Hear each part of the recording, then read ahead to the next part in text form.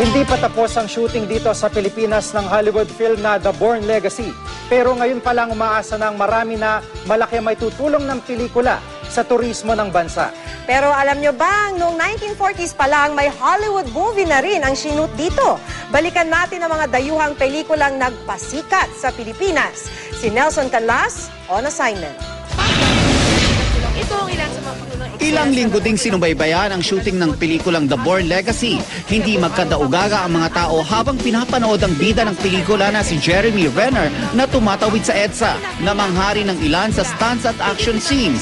Sa tulong ng Philippine producers ng pelikula, maayos na naisakatuparan ang shooting ng pinakaabangang sequel ng Bourne film series. They ask us if we're available, if you can help them. Then they come over for a scout. Then we line up the locations and we show it to them. Yung babagay, yung aangkop sa requirements nila. It's a matter of interpreting, I guess, the director's wishes and the producer's demands kung anong bagay. Sa makailang beses na pagbisita ng Hollywood Film Production Company sa Pilipinas, sanay ng araw ang grupo ni June Hoban na tumulong sa mga dayuhan. Ang ilang artista ng pelikulang Platoon gaya ni Charlie Sheen, sumabak pa raw noon sa 2 linggong intensive training sa bansa bago simula ng shooting. Minsan na ring nag-shoot dito si Tom Cruise para sa pelikulang Born on the 4th of July ng premyadong direktor na si Oliver Stone. Ang action star na si Chuck Norris, makailang beses na ring nag-shoot sa Pilipinas. At hindi lang mga tanawin ng bansa ang bumida sa mga pelikulang ito. Sa An Officer and a Gentleman, tampok din ang hari ng kalsada, ang GP.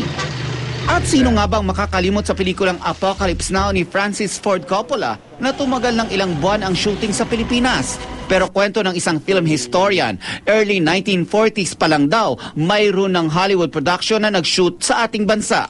It was until 1949 when the first real big Hollywood film was done here in Manila. It's a war movie set in the Philippines, World War II movie, and the title is An American Guerrilla in the Philippines. It was directed by a German film director, the great Fritz Lang. At tulad ng body double ng isang aktor, naging stand-in din para sa ibang bansa ang Pilipinas. There were 2 big films that were shot here in 1961. Merrill's Marauders, directed by Sam Fuller, and No Man is an Island. And No Man is an Island is set in Guam, and then Merrill's Marauders is set in Burma. Sa Year of Living Dangerously, pinalabas na Indonesia ang Pilipinas at kadalasan ay Vietnam sa maraming war films. Kasunod ng pagbisita ng mga Hollywood Film Productions, ang pagsikat din ng ilang lugar sa Pilipinas. Tinuruan tayo ng Apocalypse Now na mag-surf sa baler. At sa tulong ng pelikulang Too Late a Hero, dumami ang lumangoy sa Boracay. Nabighani naman si Josh Hartnett ng I Come With the Rain sa waterfalls at view ng Mount Diwalwal. Pero kung may rave reviews ika nga tungkol sa ating bansa, meron din namang tila hindi natuwa. Tumatak naman sa maraming Pilipino ang hindi kagandahang komento noon ng artistang si Claire Danes matapos mag-shoot ng pelikulang Brokedown Palace sa Maynila. Doon nga ako na-quote sa Hollywood press na I cannot apologize for her acerbic tongue, but I hope she chokes on it. Paminsan-minsan meron talaga makakalusot. Sayang lang sana umikot siya.